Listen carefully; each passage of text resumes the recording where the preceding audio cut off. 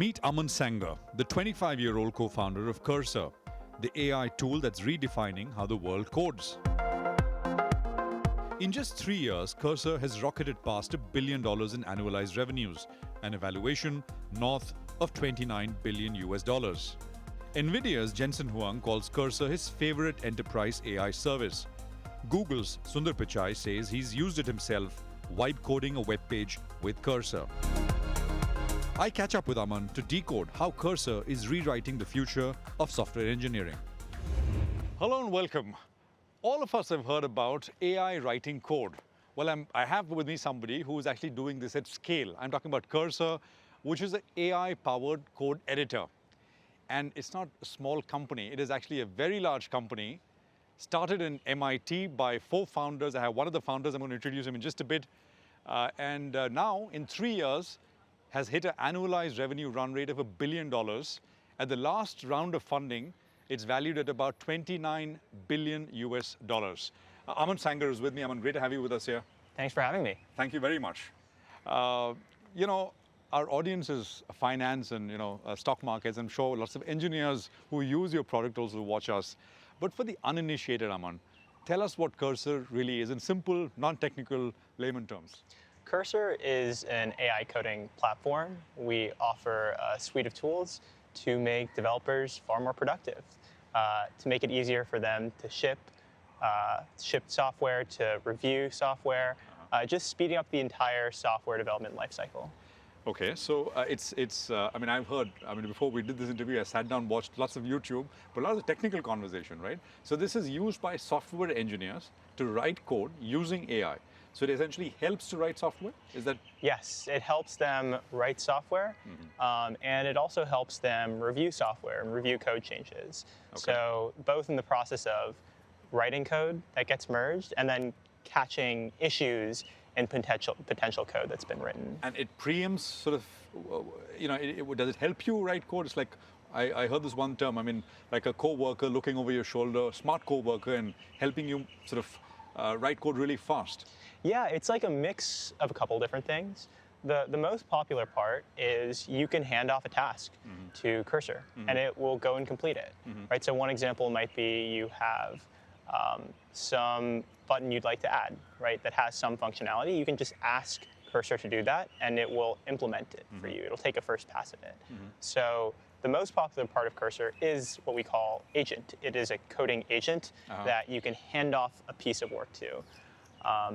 There are other facets like what you described, where it's also acting as a coworker looking over your shoulder, and then as you're typing in some code, it will then predict what you're going to do over the next like 20. No, it's kind of like autocomplete, but almost on steroids. It's not just predicting what comes after your cursor, but it's predicting the next overall edit, and then it will jump to other parts of the file and edit those as well. Because with coding, it's really interesting compared to writing, where often you're doing these repetitive things that are super, super predictable. So by looking over your shoulder, if you had another programmer doing this, they could just predict the next 5 minutes of work for you. So I know nothing about coding. Can I write code using Cursor? You can. So we are focused on building tools for developers and raising the ceiling. But in doing so, we found that it actually lowers the floor and has let a lot of non-technical folks, people who aren't programmers, build pieces of software and participate in the software development lifecycle. So the underlying engine which allows Cursor to run, is it one of the large language models, or does it run on all large language models? Or did you choose one? How does it sort of? We use a mix of the different large language models, right? So this would be Claude, OpenAI, ChatGPT, Gemini, Grok, and then our own Composer. And you can choose which one, or we select one for you, and we'll often select the best one for you to use, and then it will go and complete the task at hand.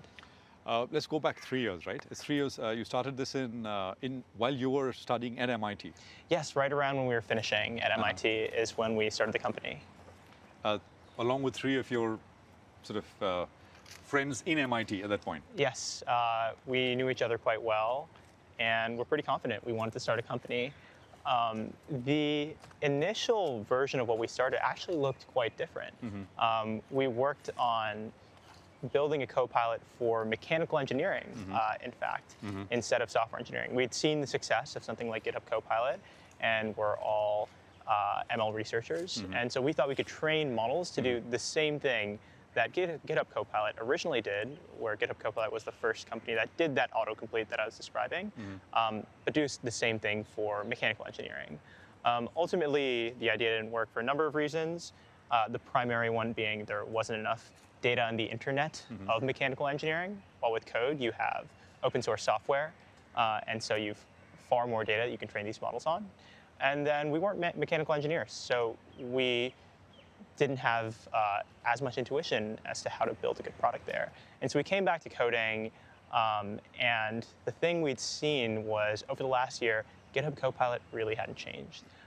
Everything was roughly the same. The only thing that changed was they used a better model subbed in by OpenAI, and the models were getting much, much better at coding. The large language models were getting much faster and better. Much better coding. And we thought that the future of coding wasn't just going to look like what GitHub Copilot was doing with this extension that was just doing slightly better autocomplete. We thought you had to reimagine the interface and redefine what software development looked like. And so that's why we decided to start working on Cursor and why we made the decision of building an editor to start out with. You know, a lot of our audience is young audiences who are starting their careers, or even those who are in college. We always get this thing, does it make sense to study software anymore? Or you think, I mean, how do you answer that? I mean, is that a legit question to begin with? I think that it is up to the universities to figure out what a good computer science curriculum looks like. I don't think it exactly looks like the computer science curriculum that made sense over the last 5 to 10 years. The thing that you should teach people is probably the principles. Like, people should know what code is, how code works. But like, the details of software engineering might matter a bit less, and instead biasing more towards teaching people to kind of learn how to learn how to pick up new skills, learn how to adapt, because we're going to see this really rapid progress in the next 5 to 10 years where what it means to be a software engineer is going to change very, very quickly. I mean, we're shooting right here in IIT Bombay, and you know, computer science program is still the toughest to get into.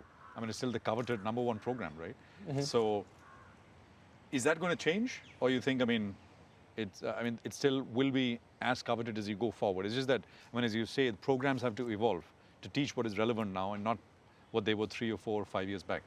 I think if computer science as a program evolves to be still something that teaches the practice of building software rather than what exactly it looks like today of coding the way that people code today, I think it'll still be very much in demand and very popular. What you're going to see is, as the cost of producing software and as it becomes easier to produce really, really sophisticated software, the demand's just going to increase significantly. So I expect there to be this kind of modified version of what computer science looks like, what building software looks like, and that to be a very popular discipline to learn. You know, here in India, we have a very large base of software engineers, right? We have a very large and successful, I mean, 3-decade-old software services industry. But it's often, I mean, there's always this hand-wringing that India doesn't have AI in that sense. I mean, you know, foundational AI companies. I mean, you're sort of scratching at the edges of it in some ways, trying to service these large companies, most of them, of course, based in the US. What's the future for IT services, traditional IT services here in India as you see it, Aman? I mean, companies essentially which were writing code earlier, there was a large labor arbitrage, moved to more digital kind of work, and now, of course, there is AI in that sense. So companies, clients are figuring what to do, and will work increase, or you think it's going to be tough times for the traditional IT services in India? It's hard to predict exactly how things will evolve. I think these IT services companies will need to figure out how to, like, there's 2 paths one could take when you introduce AI and AI coding. One is the path of these people are more productive, so let's get the same amount done with fewer people. And the other path is these people are more productive. Now we can tackle a lot more than we could before. And the former is a means of cost savings, right? So you can increase your margins as a company. The latter is a way of increasing revenue. And I do think that companies should focus on the latter. They should focus on finding ways to get more revenue, do more than they could before. You will see companies that focus on the other part, and you will see, bad things happen there. But I think the companies that will succeed will focus on growing revenue, and then not just keeping the same number of software engineers, but actually expanding that. The linearity between the number of people that you have in Indian IT services and the revenues, that broke away a long time ago. But with AI, I agree, productivity goes up, maybe revenue growth may even pick up actually, right? But the number of people, and just to use an example, and this is what someone told me, you have Cursor as how many employees now? We have about 250 employees. 250 employees? Yes. And if you were listed, you would have a market cap of $29 billion. There's an Indian IT services company, a large one, been around for decades, has a market cap of $28 billion. It's got about 250,000 employees.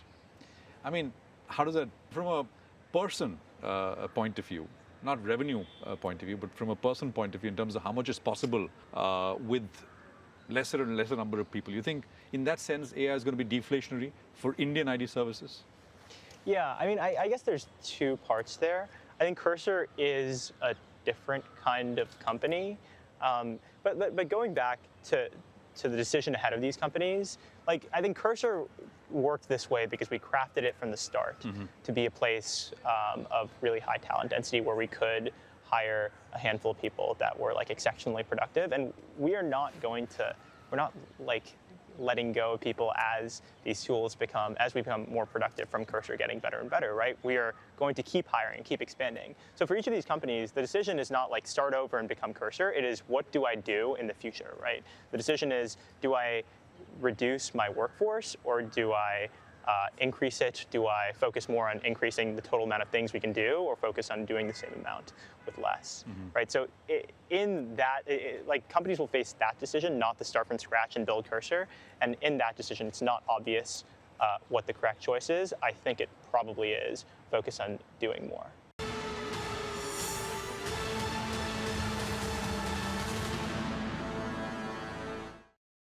Just a quick word for people who are watching, and I think in India, startups are not a new thing. They've been, but the pace is increasing. Access to capital is getting much better. Nothing like the US in that sense, but just your learnings along the way over the last 3 years. What has worked? What has not worked? For the audiences who are watching, who want to start companies, obviously not all that you've done will fit for them, will work for them. What should they take away from your journey? Yeah, one thing that we learned pretty early on and had to actually unlearn was a lot of the traditional startup playbooks didn't quite make sense. The way that people like to build startups in a lot of the 2010s was following this lean startup methodology of really searching for a difficult problem, a burning problem that a lot of customers faced, and then trying to find a solution for that. I think we've started to see a lot of saturation there, where if you're just trying to find this kind of net new hard problem, it's just hard to do because there's so many companies, so many people working on startups. It's way more popular now. And the thing that worked for us wasn't trying to find a really hard problem and then build a solution for that. It was actually kind of working backwards from AI is going to be this transformative technology for coding. How can we make ourselves much more productive? It's almost like a solution in search of a problem. And you kind of see that same thing playing out with some of the most successful companies for the last 5 to 10 years. If you look at OpenAI or Anthropic, right? It's focusing on the technology first. And I'm not saying you should focus on the technology first. What I'm saying is sometimes it doesn't make sense to listen to kind of the standard advice. And the only thing that matters when building a company is thinking from first principles about what actually makes sense to do. So for you, in that sense, it was clear, and I think you started the company before ChatGPT came out, late 22, or before? Yeah, it was a bit before ChatGPT came out. But you already had some of the models, etc., which were out, and I think there were some papers which suggested what's coming in that sense, right? Exactly, yeah. One big motivation was reading scaling laws, and this was a paper around 2021, and it basically said if you throw in more data and more compute, models will get better in this kind of predictable way. And we saw that there are several orders of magnitude to go at that point in time for coding. You think this is as transformational AI, I mean, it's for a lot of things, but it's as transformational as the internet itself? I mean, internet is created from a financial market point of view, trillions and trillions of dollars of wealth. You think AI will do something similar? I think it is possibly more impactful. It is directly for all white collar productivity. It is a means of, if you have someone working on a computer behind a screen, making them more productive, because you can have models that do pieces of that work. So I think it's going to be probably one of the most transformative technology waves in the last several hundred years, in fact. And I do know there's a lot of hype and talk of, okay, is this a bubble? I was going to come to that. I know, yeah. There is frothiness.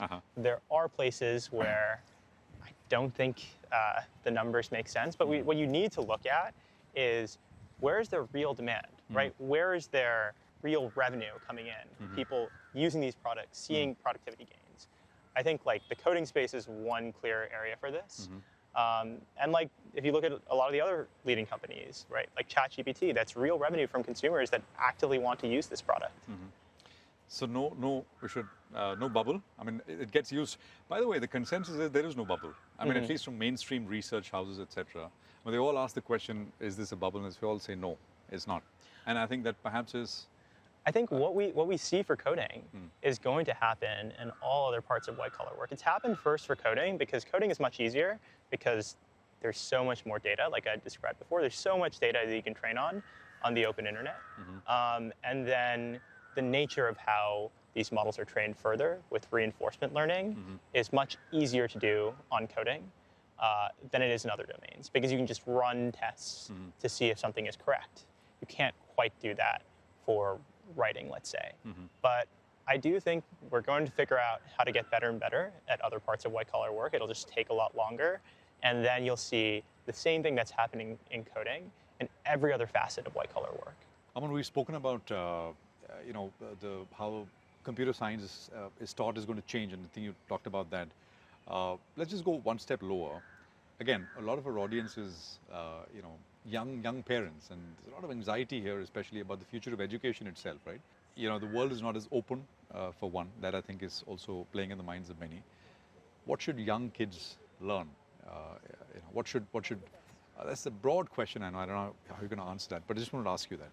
Yeah. I don't know if I have a fantastic answer there, but one skill that I think matters a lot that parents often overlook is autonomy, teaching kids to be more autonomous or have higher agency. I think in the world of AI getting better and better at things like STEM and handling kind of these smaller scope tasks, you don't want kids who are excellent at just kind of following instructions, right? And kind of checking boxes, just like doing well on tests. You want your kids to be really good at really ambiguous, hard, kind of poorly scoped problems, right? The biggest example of this is give the problem that we have to face is build the product that works, build the company that works, right? To do this, there's no set of instructions. You have to kind of figure out a lot of things on your own, and you have to act for this really long period of time. So if kids can get better at being autonomous at an earlier age, I think that would be really helpful for their growth. I mean, let them explore, essentially. They're not. Does specialization, I mean, be a generalist in that sense, or? This is not even a recommendation in the kinds of things that they learn. It's more just like you want to make sure maybe you don't coddle your kids and they're just always going from one thing to the next. Like, they should have maybe their own motivations. They should be able to like take some really hard, ambiguous task and just solve it fully on their own. And my question is not so much about people who want to study computer science, but do you think, I don't know if you're young yourself, but do you think tools like ChatGPT, etc., have made kids poorer learners? Because I mean, everything is yeah. I do worry a lot about the education system not being robust to AI and AI getting better. Already, I think these models will be able to, even at an MIT level, at like some of the hardest classes, pass all the tests, do all the homework, do all the problem sets. And so, yeah, unclear what needs to happen, but I think the status quo just doesn't work because ChatGPT is this perfect homework cheating machine at the moment. So, in a way, related to what we discussed, when you hire, you only have 250 people at Cursor, right? But you will hire more. You will. What kind of people? What kind of qualities do you look at when you hire at Cursor? Yeah, there's a couple. One is just focusing. Let's focus on engineering, research, product, which is the domain that mainly focused on. People with technical excellence, right? So we want people who really know some domain.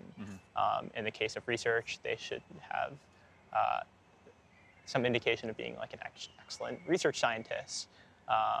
In the case of engineering, like, do they know a lot about maybe the lowest levels of the system? Can they describe in detail some previous thing that they built and really impress us and kind of shock us as to how good they are technically? I think the other aspect is what I described earlier with autonomy, an agency. Like, we want people who, we give people really hard tasks, right? You need to build this feature that makes people more productive, makes people in the team more productive. That is a super hard, ambiguous task. There's no textbook or set of instructions for achieving it. You need to figure out on your own. Which is, you give a problem and how they approach it and how much they put into it. Is that what you mean? Yeah, it's like, can they handle poorly defined tasks, right? Can they execute on a really ambiguous, poorly defined task? Right, it's not just like write some code that does X, Y, Z, and then it follows the spec. It is build a better version of Cursor effectively, but maybe a bit more scoped. And then the last one is people that care, because we're fortunate to be working in a space where engineers are building for themselves, right? It's the product that you use probably most day in, day out. And so people that are passionate about pushing the frontier of coding and making themselves more productive, that's another aspect. How much of what you're building is using Cursor? It's all using Cursor. That's the greatest thing. Every day you're getting in and you're using Cursor throughout the workday, and then you're pressing refresh, and then you get a better version of Cursor. So it's kind of magical. And out of those 250 people, how many are engineers, like technical people? Yes. Deeply technical people? Probably 80 to 90 are engineers, and then across like product research, engineering design, I think it's about 100. Just one last thing, and I think we addressed this in a little bit. If there was like one or two things you'd like to tell to budding founders here in India, what would that be? I mean, I think it's become much easier to start companies, and I think you said what you should do, which is not look for a problem and then try to solve it, because there's too much competition, but try to, in a way, invent the solution and come up with something, and then maybe it's the opposite of what most people try to do. It's actually like not even that, because it's don't listen to advice and just think from first principles, right? There's no real textbook for starting a company. You should just think, ignoring everything from scratch, what makes sense. Well, I think a poorly defined problem, as you said, right? How can you do it? Exactly. Aman, it's a real pleasure to talk to you. Thank you very much. 3 years and long way to go. Really appreciate it. Thank you. Thank you.